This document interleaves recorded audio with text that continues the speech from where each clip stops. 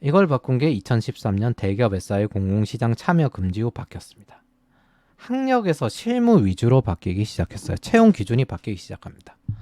학력이 중요했던 이유가 영업 때문이었거든요. 학위 석박사 딱 해가지고 이 사람은 석박사시고 저희가 여기 제출을 해드렸습니다. 대학원까지 가는 사람들이 드물었기 때문에.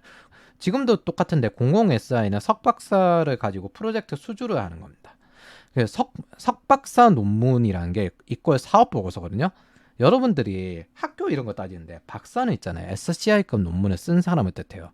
인류의 한 점을 확장했다라는 뜻입니다. 그래서 다른 연구하는데도 엄청 인용되고 그걸 바탕으로 다음으로 확장됩니다. 단지 이 사람들 연구 계열로 가 있기 때문에 기본적으로 개발이나 뭐 트러블 슈팅이나 시장 계열과는 좀 다릅니다. 그래서 이 당시에 학위는 영업용이었습니다. 그럼 학력은 어디다 쓰냐? 그냥 인사팀이 뽑을 때 일단 잘 버티는 애들 뽑아보자. 그리고 어차피 경쟁사에 뺏기면 배 아프니까 이런 용도였어요. 실리콘밸리 같은 경우에도 2013년 이전에는 이거 비슷하게 뽑았고 그 당시 때 MBA 인재들도 꽤 많이 들어왔거든요. 그래서 MBA식 질문을 많이 합니다. 매너 뚜껑이 둥근 이유가 뭐냐? 캘리포니아 전체의 페인트량이 뭐냐? 저 버스에 골프공을 채우려면 몇 개 정도 채울 것 같냐? 이런 질문을 많이 합니다. 이게 원래 경영학에 쓰는 가설 만드는 MBA 질문이거든요. 그래서 실리콘밸리도 이 당시 때는 비슷했어요. 이런 게 없어진 게 아마 2013년 정도로 기억을 해요. 그 당시에는 IT 법을 거치고 난 다음에 모프 넘어서 이제 본격적으로 발족되던 시절이었으니까. 그래서 대기업 SI의 공공시장 참여 금지고 바뀌고 난 다음에 실무 위주로 바뀌기 시작합니다. 학력을 보기보다.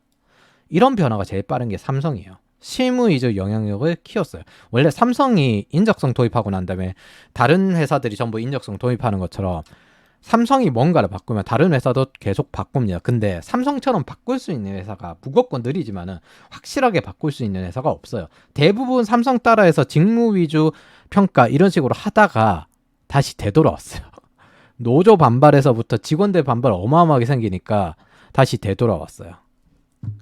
그리고 각 대기업 그룹이 자체 SI를 강화시키기 시작했습니다. 이 당시에 IT라고 하면 뭐였냐면은 뭐 AT&T 만들다가 거기서 나오는 하드웨어 부산물 이런 사업을 진행하던 게 IT 회사였습니다. 자체 SI 회사가 소프트웨어 기준으로 돌아가는 게 아니라 원래 하드웨어 기준으로 돌아가는 게 IT 정보통신 관련된 SI 회사들이었어요. 자체 SI 회사가 그런 식으로 정보통신 위주로 돌아갔다가 네트워크 소프트웨어 기준으로 바뀌면서 이직처가 확대됩니다. 보통 사람들이 잘 모르는 이런 채용 시스템이 있는데 실무 능력으로 한 점 찍은 사람은 대기업 스카웃이 항상 있어요. 그 당시에도 그렇고 지금도 그렇고 지금은 TA팀이라고 하는데 프로팀 스카우터라고 생각하시면 됩니다. 대기업에도 당연히 원래 있었겠죠. 2011년에 19살 고등학생인데 CCI를 땄어. 그 당시에 굉장한 자격증이었거든요. 이미 대기업에서 모두 전화를 받았어요. 그래서 어느 대기업에 학교를 졸업하고 가기로 되어 있는 그런 경우도 있었습니다. 스카웃 시스템은 TA팀이라고 해서 지금 글로벌 기업이나 대기업에나 다 있습니다. 그러니까 별도 부서나 팀도 유동성 있게 운영합니다. 수시 채용으로 전환이 가능한 이유 자체가 원래 이런 시스템이 있었기 때문이에요. 그래서 2010년대 때 면접에서 보면 채용 기준이 네가 원하는 부서에 배치되지 않을 수도 있는데 괜찮은가 이렇게 물으면 2010년에서 2013년은 뭐냐? 회사의 충성심을 중시합니다. 삼성은 좀 달랐어요. 삼성은 이때부터도 삼성맨이 되지 말라라고 했는데 현대는 현대맨, 롯데는 롯데맨이 되어야 된다라고 했습니다. 그래서 인사팀에서 이런 걸 물으면 답변이 이렇게 나와야 돼요. 회사를 위해서 해야 하는 일이라면 해야 한다고 생각합니다. 어디 가든 책임감을 가지고 최선을 다하는 게 중요하다고 생각을 합니다. 어떤 부서를 가든. 예, 이게 이 당시 100점 답변이고 2013년 대기업 공공 SI 참여 금지 이후부터 삼성부터 완전히 바뀝니다. 네가 원하는 부서에 배치되지 않을 수도 있는데 괜찮은가? 이렇게 답변하면 탈락합니다. 저는 보안 전문가가 되기 위해서 지금까지 노력해왔습니다. 보안 전문가 커리어를 이어나갈 수 있는 곳으로 요청하겠지만 그럴 기회가 없다면 기회가 있는 곳으로 나아가겠습니다. 쉽게 말하면 나가겠다는 거죠. 이직도 잦아지고 이직할 영역도 많고 추월 차순도 많기 때문에 이때부터는 이 직업적으로 전문화가 된 사람들을 뽑아요. 그 뒤에 면접 자소서 이런 것도 있죠. 들어오고 난 다음에 어떤 일을 할 거냐. 그 직무 계획을 평가하는 게 중요해졌어요. 직무 능력 평가는 아직까지 불가능이었고 대기업 채용 방식의 변화가 이 시점에서부터 많이 바뀌기 시작했습니다. 실무팀장 오너십이 생기고 실무 임원 같은 경우에도 최종 면접에 참여합니다. 원래는 대기업이 회장님이 인사팀을 장악해서 각 팀에 배치해주는 시스템이에요. 회장님이 회사를 컨트롤하는 게 인사팀을 통해서 컨트롤을 해요. 나름 학력이 뛰어난 걸 인사팀에서 평가해가지고 각 팀에 배치합니다. 각 팀은 인력이 부족해요, 항상. 그래서 제발 하나 좀 보내주세요. 인사팀에 사정을 합니다. 그럼 인사팀에서 한두 명 정도 배정해주거든요. 그러면 얘가 아무것도 몰라도 잘 키워야 돼요. 그냥 문서 작업 잘하는 애가 됩니다. 실력자들은 나가니까 내가 이직하기 전까지만 문제만 안 생기면 돼. 내가 있을 땐 문제가 안 생겨. 이직하고는 지가 알아서 하는 거고. 그래서 과제 발표 갈굼을 합니다. 이렇게 키운다가 아니라 이건 그냥 뭐 관리직으로는 커버할 수 있다라는 거예요. 지금은 안 키웁니다. 스스로 커야지. 왜냐하면 지금은 초회 차질이 많고 이직할 것도 많아요. 그러니까 내 기술 발전도 뛰어나고 나도 더 올라가고 싶어. 그래 이 사람들 항상 퇴근 후에도 별도의 따로 다른 걸 한단 말이에요. 그래 최소한만 하고 월급도 안 나오는 거 안 합니다. 따로 뭐 공부하고 이직할 준비하고 그렇게 해요. 대기업에서는 기본도 안 된 애들 배치하고 키우다 보니까 전부 관리직만 드글드글한 거예요.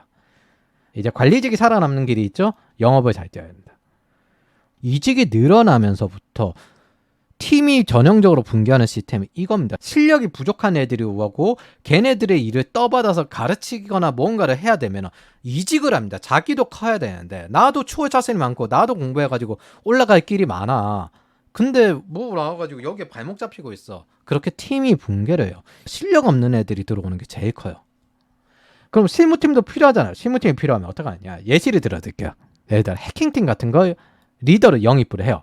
보안연구소를 만들어 달라고 합니다. 채용까지도 네가 다 해주고 여기다가 가끔 상황 모르는 부장이 영업해가지고 시키는 경우가 있어요. 그러면 너는 차장 되고 나는 이제 부장 되고 그럼 너 부장으로 승진하고 나는 임원으로 승진하고 이 말을 해요. 그러면 이 사람들은 그런 승진에 목매는 사람들이 아니야. 나가서도 1억이고 별도 사업도 하고 칼퇴해. 일주일 만에 부장이 사라지는 것도 봤습니다. 그래서 면접에서 실무팀장이 참여해요. 그러면 이제 인사팀에서 단어 같은 걸로 걸러요. 실무 자격증과 실무 단어 같은 거. 실무팀에서 그 자소서를 다시 봐요. 지금은 보통 ATS로 많이 걸을 거예요. 인건비가 비싸서. 단어로 싸그리 다 자소서를 자동으로 걸러버립니다. 이거는 싱가포르나 이런 데로 비슷한데 실리콘밸리 같은 경우 정직원이 월에 5천 받아. 이게 최소치예요. 자소서 거른다고 일주일 날리면은 혼자 봐요? 그것도 한 5명이서 봐요. 그러면 1,000만 원씩 5천만 원이 날아가는 겁니다. 그냥 ATS 쓰는 게 훨씬 나아요. 여러분들 입장에서는 이거 사람이 안 봐주고 인공지능이 뭐냐, 사람 마주할 기회도 없다. 설득을 통해서 그렇게 못 들어갑니다. 자소서를 딱 1초 만에 보고 얘는 면접에서 봐야 되겠다. 자소서를 쓰면 있잖아요. 딱 1초 보고 얘는 면접에서 봐야 되겠다. 이런 식으로 나오는 자소서가 나와야 돼요. 그리고 그 자소서 기준대로 바로 실무적으로 대화를 다 할 수 있어야 되고 그게 최소한이에요. 자소서 보고 딱 훑어보고 1초 만에 합격하는 수준은 나와야 됩니다. 그래서 예전부터 이런 일이 꽤 많았습니다. 특히 삼성 대상으로 이런 일이 많은데 뭐 LG CNS 관련된 자소서 삼성전자에 썼다가 삼성전자에 들어가고 그런 일이 꽤 많아요. 그래서 선은 넘지 맙시다. 아무리 인터넷으로 면접 본다 하더라도 어느 정도 정장을 갖춰서 면접을 보고 그렇게 합시다. 지금은 실무팀장이 컨설팅 외부로 줬다가 관심 있냐 묻고 인사팀에 추천해서 면접 보는 시스템입니다. 실력 안 되는 애가 들어와가지고 다른 사람이 일을 더 많이 하게 되면 실력자가 제일 먼저 나갑니다. 팀이 붕괴돼요. 이제 더 이상 이 팀에 미래가 없어 보이잖아요. 이런 애가 들어온다 하면은 그 팀이 붕괴됩니다. 지금 시대에는 자소서를 잘 안 쓰지만은 자소서를 쓴다면은 1초 만에 보고 무조건 실무에서 봐야 되겠네. 그리고 시험 통과로 보통 하지만은 그래서 면접에서 물어보는 시스템이란 면접에서 확실하게 대답할 수 있는 그런 식으로 들어가야 됩니다. 여러분들이 생각하는 어릴 때부터 태어나면 혹은 뭐 태도가 어떠는 일단 기술이 되고 난 다음에 태도가 어떤지 인턴하면서 계약직 인턴하면서 보는 거예요. 그래서 공공 SI 참여가 안 되고 난 다음에 3대 SI가 삼성 SDS, LG CNS, SK CNC가 군수 해외 같은 다른 길을 찾기 시작했습니다. 드디어 해외를 진출하기 시작했어요. 사람한테는 결핍이 필요한 거예요. 근본적인 문제는 솔직히 대기업 SI가 실력이 부족한 게 문제예요. 왜냐하면은 다른 곳으로 나가서 초월 차선을 타는 게 더 나으니까.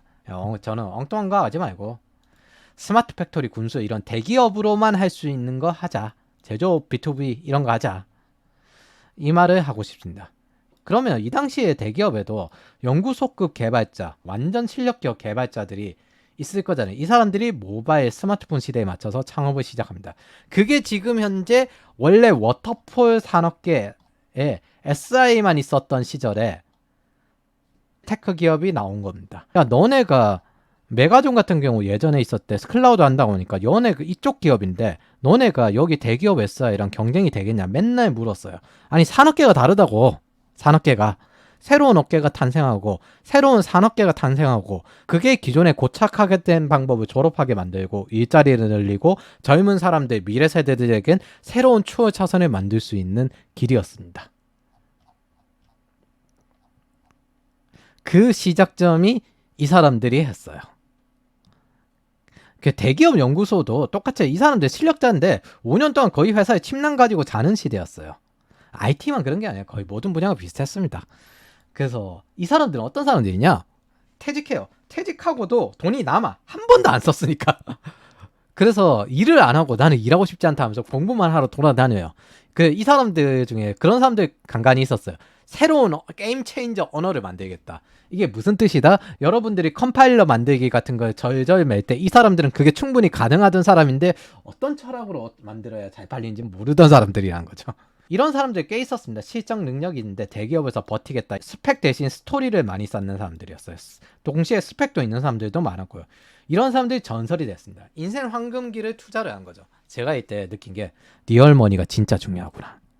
학력이나 자격증 스펙 이런 것도 영업이 될 때 리얼머니였고 그래서 실력만 있다고 해서 안 팔려가지고 안 되던 시절도 있고 실력 플러스 포장지 이렇게 되면 신뢰가 생긴다. 이성 플러스 감성이 돼서 리얼머니가 정말 중요하다. 제가 홍보 광고 출신이니까 더 많이 겪어봤어요. 이 사람들 이런 실력자들이 새로운 기회를 찾아서 창업을 합니다. 그리고 동시에 내가 개발자지만은 뭐 금융이든 뭐든 다른 업계의 실력자들도 있을 거 아니에요. 이런 비슷한 그 사람들끼리 모여서 지금의 시대가 된 겁니다. 이게 테크 기업 새로운 애자일 산업 경제 시스템을 만드는 시작점이에요. 그래서 예전에 기자들이 항상 묻던 야 여기서 하는데 네가 여기서 경쟁이 돼? 이제는 왜? 시장과 업계가 계속 새로 생기고 있어요. 여러분들이 하셔야 될 건 뭐냐면 선배들이 저 시대 버티고 스스로 창업까지 해서 자식이 소프트웨어 개발자 한다면 걱정하던 시대에서 지금은 오히려 시키고 선망하는 시대로 바뀌었습니다. 이거 빨리 시켜야 된다면서. 그래서 요즘은 보니까 인공지능 수학까지도 가르치더라고요. 그래서 이런 시대로 바뀌었습니다. 그래서 윗세대들은 할 거 다 했어요. 그래서 여러분들은 새로운 추월 차선으로 커서 하셔야 될 건 새로운 산업, 새로운 업계, 새로운 회사를 만드셔야 됩니다.